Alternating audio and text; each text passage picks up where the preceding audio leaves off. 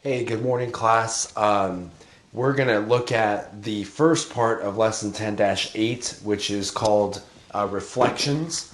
Okay, so you understand what reflections are. Like when you see a reflection, it's the same image, just in a different direction. So it's interesting because right now I'm seeing my reflection on the screen as I'm recording this video. So I can move this arm, okay, and it's my left arm, but over there it looks like my right arm. I mean, because it's reflected, but it's the same image. It's just flipped around.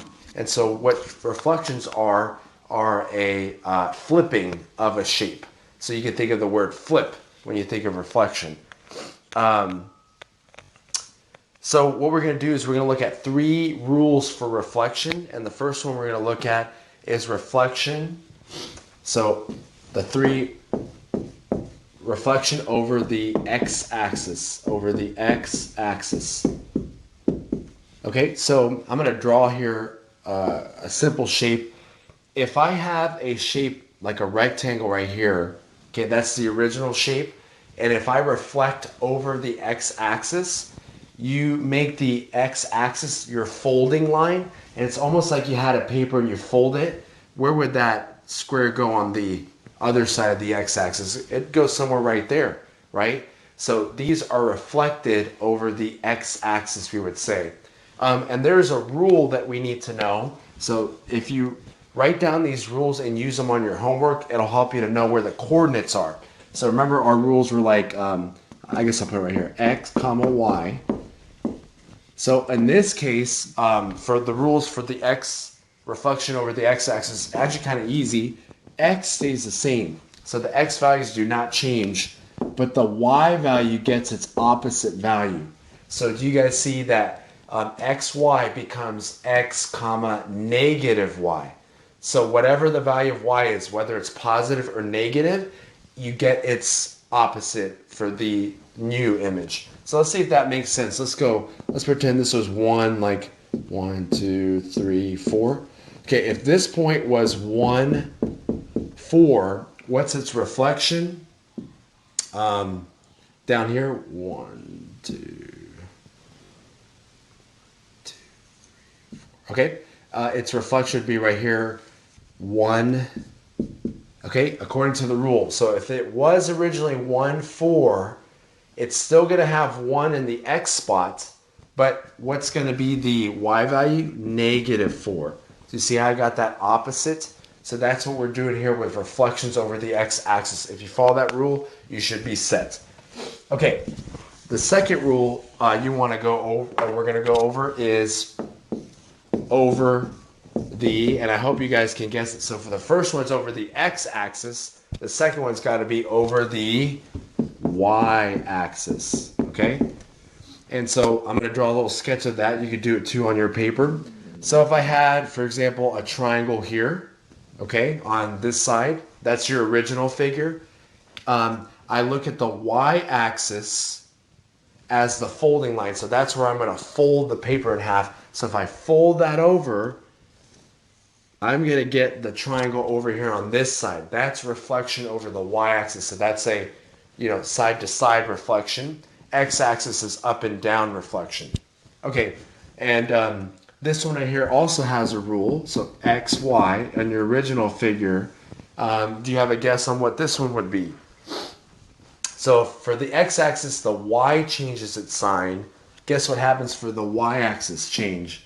The x changes its sign, and the y stays exactly the same.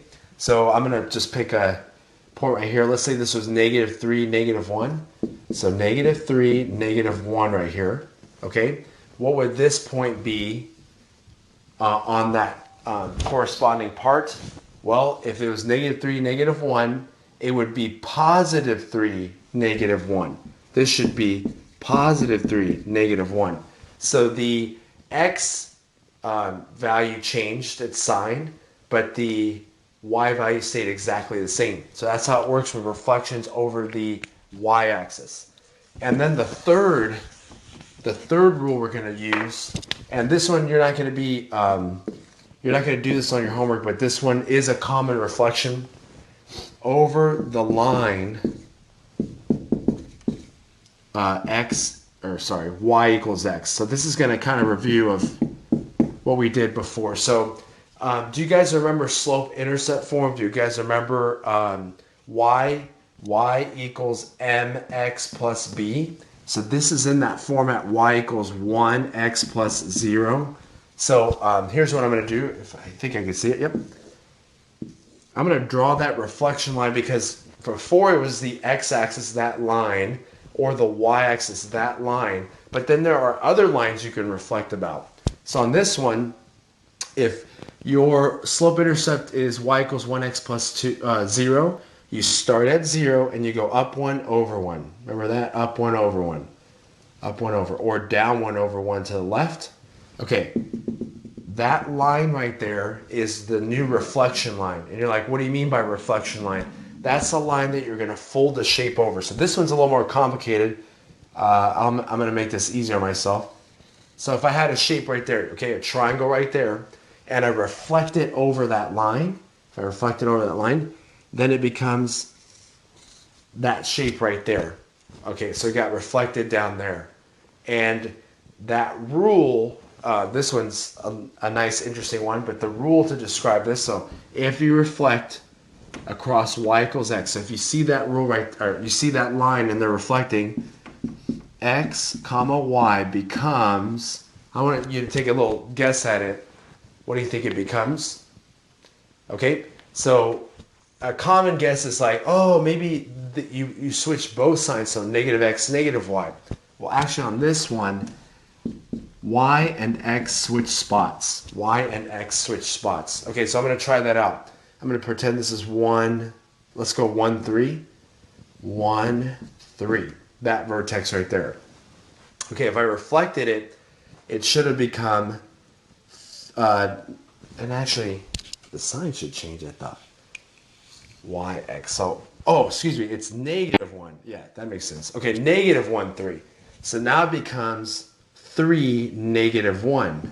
3, negative 1. So you guys see how the sign stayed there, but the sign but they switched spots for the new point. So that's the rule you're going to use for over the line y equals x. Okay, so negative 1, 3 became 3, negative 1. That's if you're reflecting across y equals x. Okay, so that's what we're talking about with reflections, and we're thankful for rules because they help us to know how to deal with these. Okay, let's do maybe a couple problems, and please write the rules down, and if you need to rewind this video and go back, please write down those rules because they're going to help us out. Okay, I'm going to reflect an image, and we're going to go 5 in each direction. 1, 2, 3, 4, 5. 1, 2, 3, 4, 5. 1, 2, 4, 5. 1, 2, 3, 4, 5. Okay, and we're going to label this PQR. P is 2, 4. So that's P, and that's 2, 4. Q is going to be 1, 1, 1, 1. And then we're going to have R is negative 3, 3. Negative 3, 3. Negative 3, 3. Okay, and then I'm going to connect these, and hopefully you should get a triangle that looks similar to mine. Okay, so that's the original image, and and remember the original has vertices P, Q, R, and they do not have that little prime symbol. So I know this is the original image right here. Okay, we're going to reflect this. So we're going to reflect triangle P, Q, R over the x-axis. The x-axis. So that's how they're going to give you the instructions on the homework. So over the x-axis, and I'm going to get a different marker. Let's go with blue. So now, thinking of the rule of the x-axis, you should remember that x comma y becomes, so if it's the x-axis, x stays the same, y changes. Y changes right there. So that's over the x-axis. So I take each coordinate and I'm going to follow this rule. So 2, 4 becomes 2, negative 4. So 2, 2, 3, 4. That's your P prime. P prime, okay? And I'll mark it to -4. Okay, let's go with Q, 1, 1 becomes 1, -1 because the second value changes. So 1, -1, 1, -1. So that's Q prime, 1, -1. That's Q prime. And then R, -3, 3 becomes -3, -3 because only the sign of the second one changes. So -3, 1, 2, 3, -3. And that's R prime, -3, -3. All right, then I connect these. Okay, so you see how the x-axis is the folding line? So it folds over itself, and it's the same image. Q, and here's another thing that can help you out because, to kind of check it out. You notice if x is the folding line, how far is Q away from the folding line? It's 1 unit away, right? How far is Q prime from the folding line? It's also 1 unit away. Because it's a mirror image, it has to be perfectly on top of each other if you fold that line. P is 4 away from the folding line. P prime is 4 away from the folding line. And R is 3 away. And R prime is 3 away. And that's how you know you did this correctly. The reflection is complete and it's good. Okay, that's reflection over the x-axis. Okay, and then we'll do one with reflection over the y-axis. And again, with the reflection line y equals x, that one, again, if you just follow the rule, you're going to be able to come up with the reflection. And we'll go over that when time allows. Okay, so here we're going to do another one, and we're going to reflect it over the x-axis. Okay, so here we have, we'll go 5 in each direction again.